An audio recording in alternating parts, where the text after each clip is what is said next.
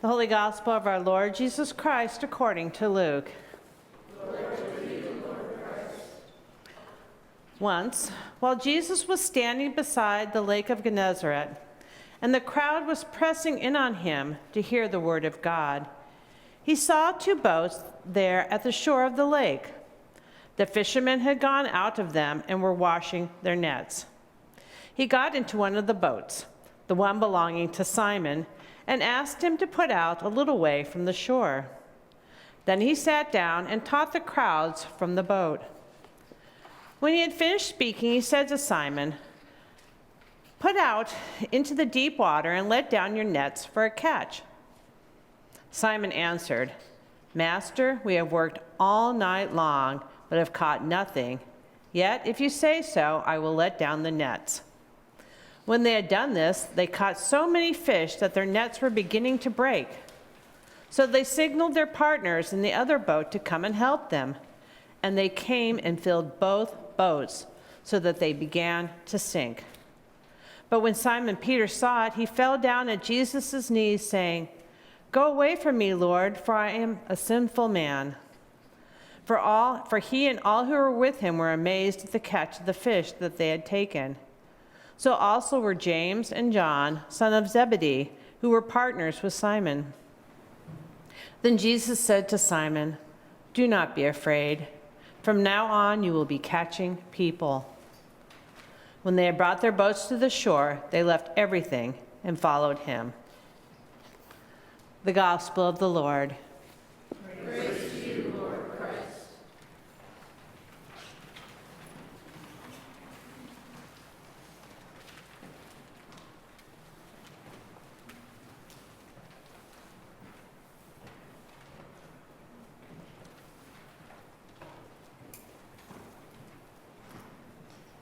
Please be seated.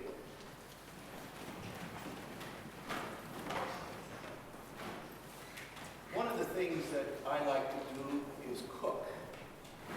I really like cooking. I consider it to be one of my hobbies.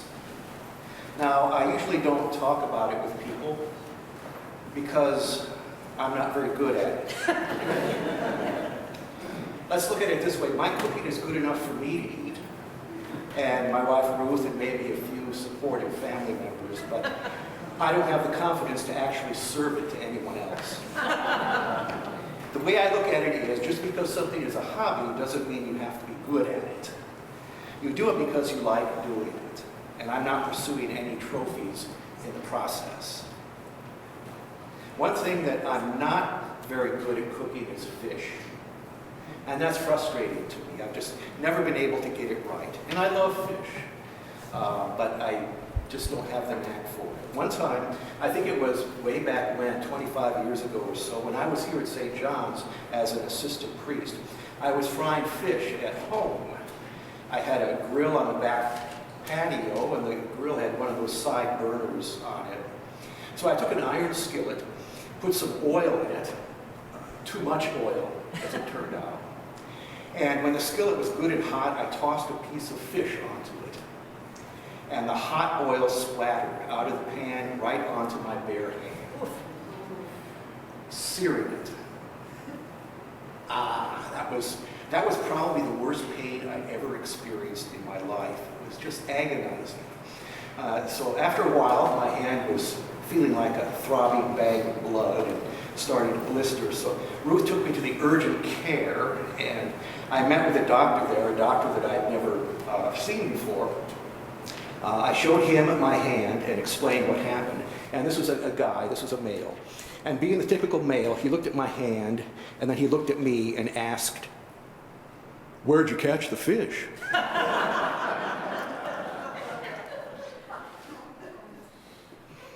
There I am in agonizing pain looking for relief and treatment, and "Where'd you catch the fish?"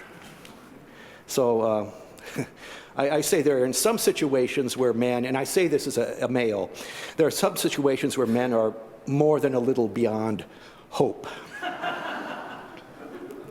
Fish and fishing are common topics in the Bible, both Old and New Testaments. They were an important food source and a way of making a living. We have a fishing story in our gospel today from Luke chapter 5. It's the calling of Simon, also known as Simon Peter, to be a follower of Jesus. Simon the fisherman. He had his own business. His livelihood depended upon his ability to catch fish. It begins with Jesus on the shore of Lake Gennesaret, also known as the Sea of Galilee, also known as the Sea of Tiberias, depending on who you talk to. And he's teaching a crowd of people. Then he watches as some fishermen return to shore after a night of fishing. And they start to clean their nets of all the debris that they gathered in their nets while lowering them into the water. And without asking, Jesus gets into one of the boats, the one belonging to Simon Peter, and continues to teach. When he's finished, he tells Simon to go back out and continue fishing. And Simon isn't very happy about it. He's tired, he's feeling discouraged because they've been fishing all night and caught nothing, as they said. But Simon does it anyway. Jesus tells him where to catch the fish, lowering the net on the other side of the boat where the water was the deepest rather than closest to the shore. And the result was that they caught so many fish that the boats began to sink. And Jesus says to Simon, "Don't be afraid. From now on, you will be catching people." The thing that fascinates me about gospel stories and parables like this one is that they can be interpreted in more than one way. More than one way. Sometimes a few different ways. It's because these stories and teachings are alive, they're living, they're flexible and fluid. They are not fixed and static. Now, the most popular interpretation of this story, one that you've probably heard before, is that we need Jesus as our guide to show us how to do things in our lives. And when we follow Jesus, we are successful, we are taken care of. If we don't, we will be left wanting. Now, there's nothing wrong with this interpretation. It's one way of looking at the story, but there are other ways.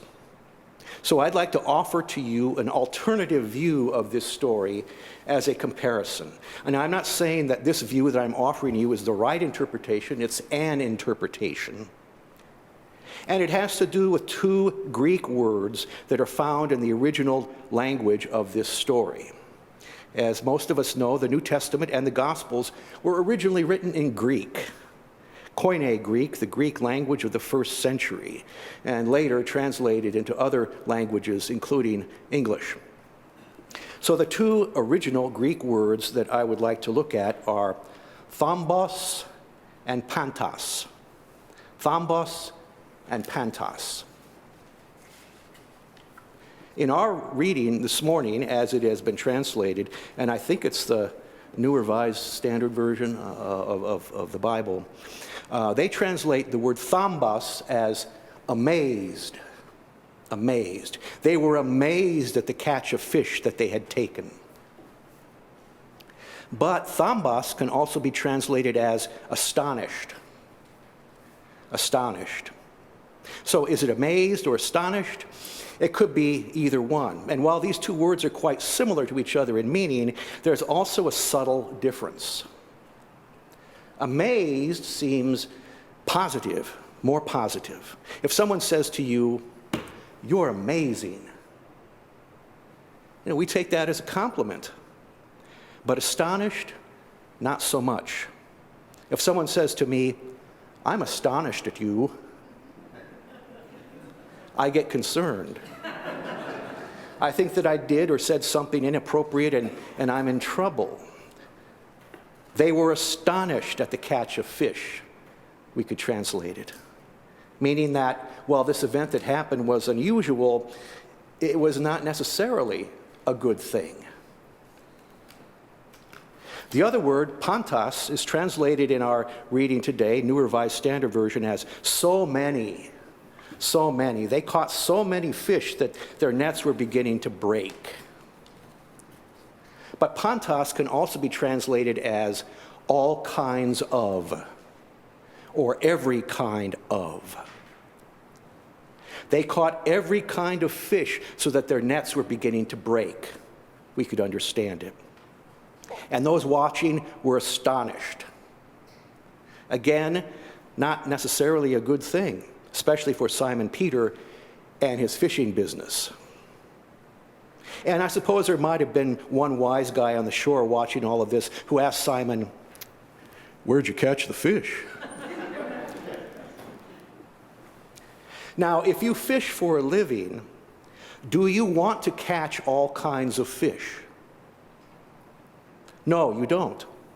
You want to catch the fish that people like to eat, the fish that people will buy. You don't want to waste your time with fish that won't sell. It's about business, of course. And I think when Simon and his helpers were out fishing all night and they came back and they say that they caught nothing, I don't think that they actually caught no fish at all. They just didn't catch the fish that was worth anything. And I think Jesus knew that. So let's take a moment and look at thambos as astonishing and pantos as every kind of. It helps us to look at this story in a different light.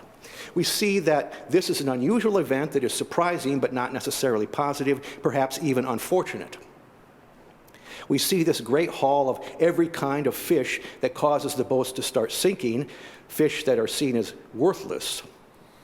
It looks like Simon Peter might lose his business.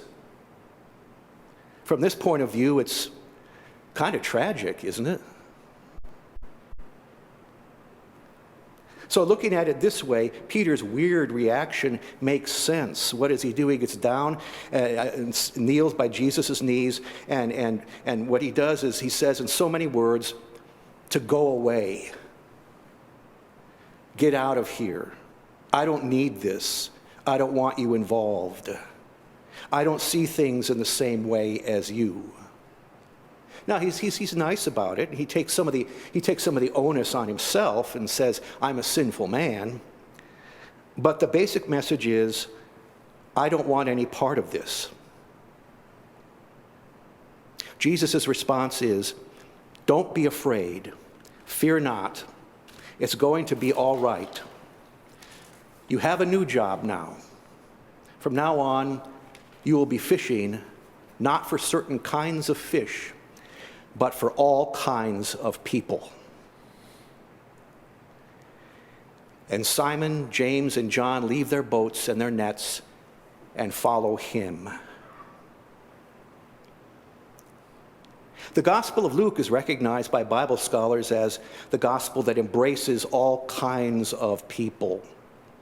It's very inclusive. Rather than focus on the people of Israel, those who would be considered as outsiders, sinners, criminals, enemies, they are seen as worthy of God's love and compassion.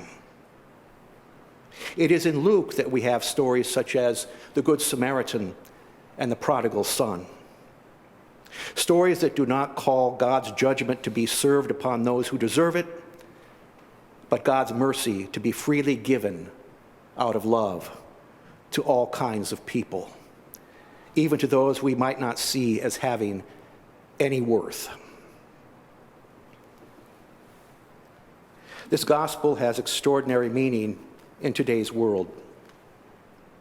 We seem to be constantly hearing messages of division, us versus them, messages of rejection.